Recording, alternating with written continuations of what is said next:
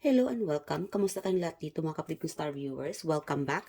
And thank you sa lahat ng mga tumatangkilik dito at mga supporters dito sa aking YouTube channel, The Star Talking Tarot. Sa mga bumabalik, salamat po sa inyong lahat. Ang reading na ito ay tungkol sa ang taong gusto kang makasama sa Valentine's Day. No? Yeah, so this person, pure love, been thinking about you. Alamin natin kung sino itong lagi kang iniisip and wanting to be with you during Valentine's Day. And I'm also hearing na kung pwede nga lang araw-araw, meron siguro itong distance sa inyo. Yes. May mga struggle. Maybe this person struggling about the situation to be with you, ano? I don't know. Parang may pagka-teleserye itong energy na ito. Let's find out about this person. Okay. Who's this person? Alright. The Ace. Oh my God. All air sign, Queen of Swords and Ace of Swords. All right, guys, this is collective, timeless. Kunin nyo lang guys kung saan kayo naayon. Kung hindi naman, yun ay para sa iba natin kapatid dito na nanonood din. Huwag niyo pong lahatin mga kapatid ha. Huwag po tayong bitter. Love lang po tayo dito sa aking YouTube channel. Ano? Okay, Queen of Swords and Ace of Swords. Yes, this is about regarding, could be marriage. Baka may mga long distance sa inyo dito ng kapartner ninyo, malayo ka, ikaw siguro tong nasa abroad or your person might be in abroad. Meron naman dito na parang you are blocking this person. Meron dito sa inyo guys, mixed energy tayo dito. Meron ditong in a relationship pero long distance. Meron naman dito na I don't know, magkaaway, hindi mo siguro siya kinausap, binlock mo siguro siya, ginos mo siguro siya, or galit ka siguro. Yes, dahil siguro ang tawag ito ay, I don't know, I'm hearing like secretive or malakas ang dating nito or I don't know, may pagkasinungaling. I'm sorry guys ha. Yeah, that's the energy that I'm getting. Yeah. Maybe you are dealing with a person na sabihin natin in a relationship ka na, kaya lang chick boy siguro itong taong ito or malihim. Baka may tampuhan sa inyo dito. Yung iba. Yeah. May tampuhan. Meron naman in a relationship, malayo. Meron naman dito na hindi mo kinausap. Long distance. Like again, chick boy. Could be a cheater, sinungaling, or malakas ang dating. Yes. Okay. Although guys na walang communication sa inyo, but this person still wants to be with you. Siguro gusto niya lang mag-sorry. I don't know, stuck marriage. Meron kasi ditong marriage, may third party sa inyo dito. But then again, kahit may mga third party, ikaw pa rin ang gusto makasama ng taong ito. Gusto niyang isurprise ka. Meron ditong surprise during or this coming Valentine's Day. So, this video is taken before the Valentine's Day. So, yes, advance kasi sa Pinas mga kapatid. So, timeless ito mga kapatid ha. Yes, meron naman dito sa inyo, might be watching during Valentine's Day. Meron itong masusurprise ka sa person mo dahil ang totoo, ikaw naman talagang gusto niyang makasama during the Valentine's Day. Yes, yeah, meron dito kasi maglalambing, babawi siya. After all the pain, mga trials, pagsubok. Yes, like again, family, marriage. I'm also getting like no communication with this person dahil siguro ex mo na siya. This person spying on you. Kung pwede nga lang, sabihin natin committed ka na kapatid ano, or may bawal. But this person is watching you whenever you are available. Pagka nagkaroon ka ng, or sabihin natin na,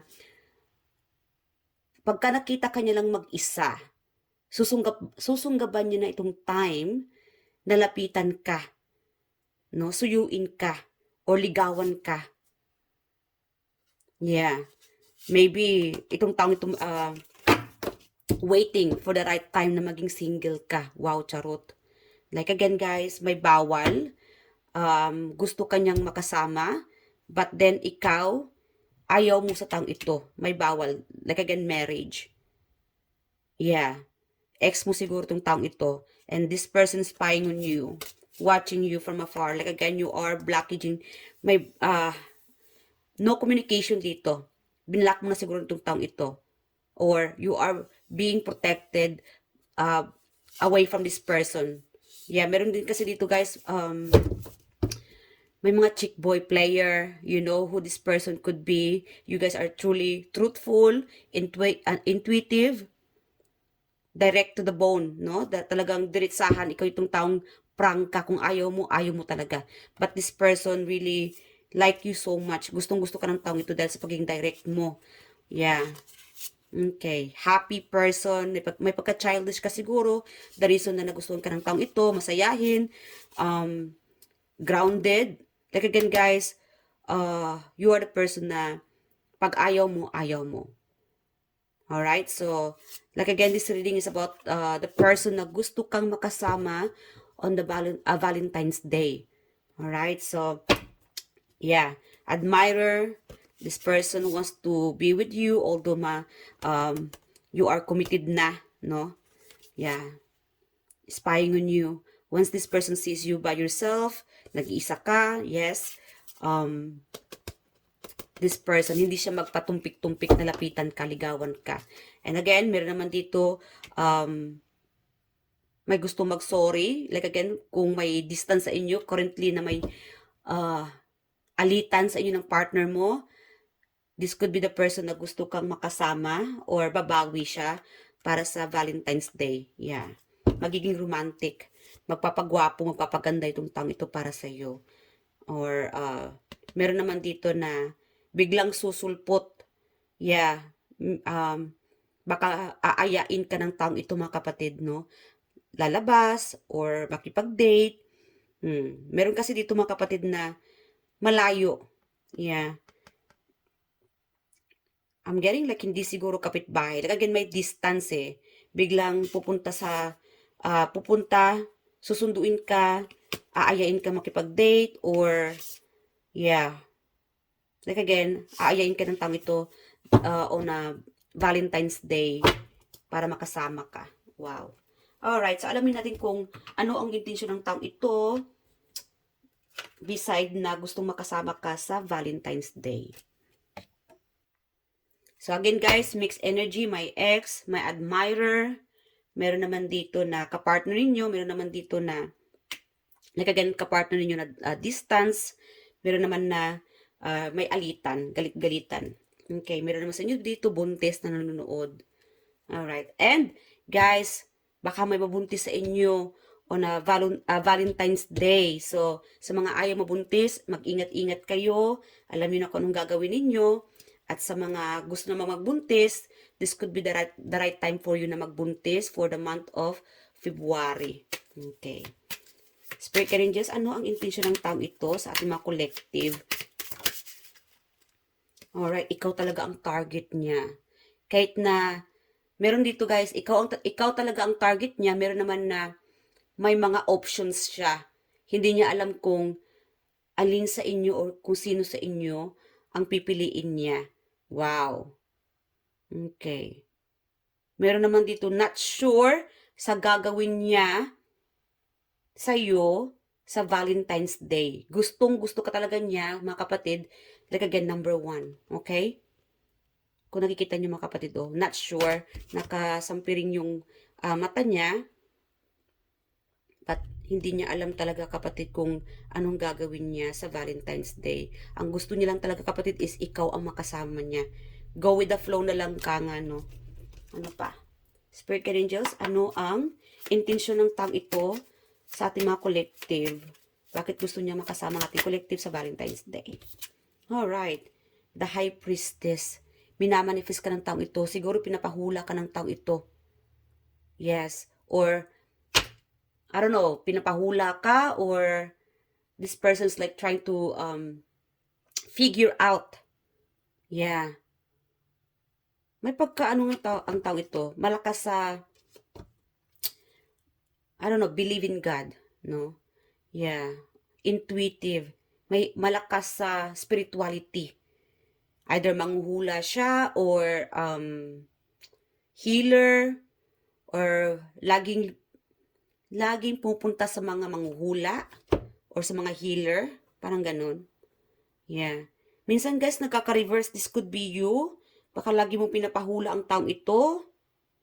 That could be the sign na, yes, this person wants to see you or to be with you or spending time with you sa Valentine's Day. Maybe ang taong ito mahilig sa mga, I don't know, zodiac sign. Yung nanonood na, or yung nanonood ng mga readings could be, or nagbabasa ng mga zodiac sign or mga astrology. That could be the person. Yeah, nakadeal ninyo. Para bang, chinecheck niya muna yung mga horoscope. No? Ano bang magiging ganap sa inyo sa Valentine's Day? Or that could be the person sa, in general, no? Mahilig siya sa mga horoscope, zodiac signs, yeah. May pagka, I don't know, Chinese siguro itong taong ito. You could be dealing like Chinese, no? Yeah. Like again, minamanifest ka ng taong ito, the magician. This person's manifesting you na sana matuloy itong plano niya. Like again, meron naman itong not sure sa plano niya. Meron naman itong planado niya na ikaw talagang kasama niya. All in, all out siya para sa Valentine's Day na makasama ka to make you happy. Yeah. I'm also getting like this person is saving you. I don't know, saving their heart for you para sa Valentine's Day. Yeah. Ikaw talaga, pure love ang taong ito, mga kapatid.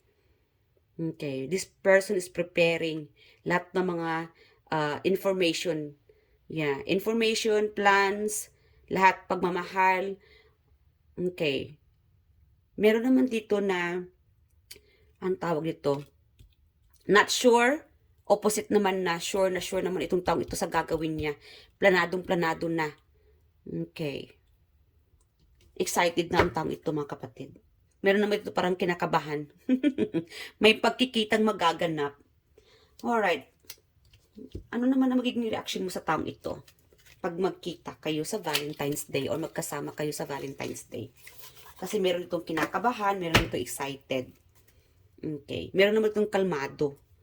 Alright. Spirit ka rin just. Ano naman ang magiging reaksyon ng ating mga collective pag magkasama sila ng taong ito? Malakas dito yung air sign. Okay, lahat naman dito mga kapatid, yung mga zodiac signs andito, pero malakas yung air sign. Yeah, swords. And the high priestess naman.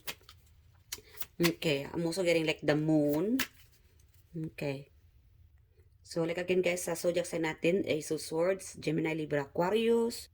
Like again, the magician naman is Gemini and Virgo. At sa the high priestess naman is Cancer, Scorpio, Pisces. So, yes, yun yung mga malakas na zodiac sign na kadil ninyo, or this could be you nanonood dito sa reading na ito. Spirit ka rin, Diyos, anong magiging reaction ng ating mga collective with this person together sa Valentine's Day? Meron dito guys nagpo-propose. Baka may magpo-propose sa inyo, marriage proposal, something about proposal. May ialok ang taong ito sa inyo. Okay. At guys, ingat-ingat sa mga chick boy or chick girl. Yes, follow your instinct kung totoo itong taong ito, kasi meron ditong may pagka-chick boy. Dealing with chick boy. Pero ikaw yung target niya. Yeah, to spend time together sa kanyang sa Valentine's Day. Page of Swords, yes. Like again guys, pag-aralan yung mabuti. Focus muna kayo sa dapat sa mga importanteng bagay.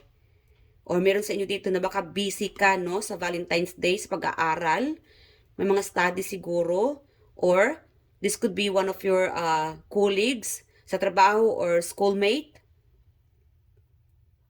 Meron dito magbibisi-bisihan sa Valentine's Day. Okay. Yes. Yeah. Baka meron dito mapapaiyak. Six of Swords, I'm getting like moving on.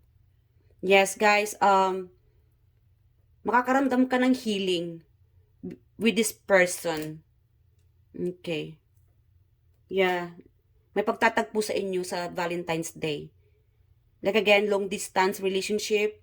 Yes, may pagtatagpo sa inyo. Meron naman dito sa inyo na malayo talaga, no? Nasa Pinas. Yung isa naman ay nasa, could be Abu Dhabi, Kuwait, or somewhere sa Korea, Japan.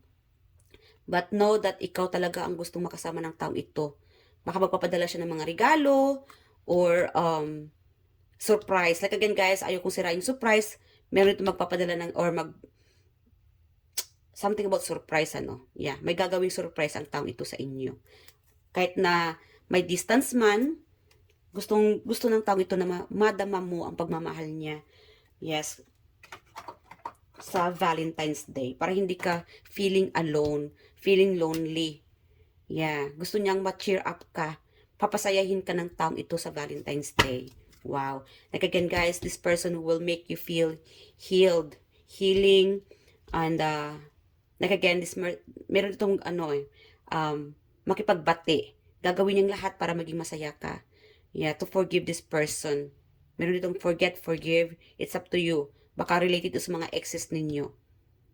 Okay? Kasi meron din sa inyo, iniwan mo na itong taong ito. Ayaw mo na. Bakit nga ba? Kung ito ay ex, bakit nga ba iniwan mo itong taong ito? But this person still want to or longing for you na makasama ka sa Valentine's Day. Spirit Angels, bakit nga ba iniwan ni Collective itong taong ito? Itong ex na gustong makasama siya sa Valentine's Day.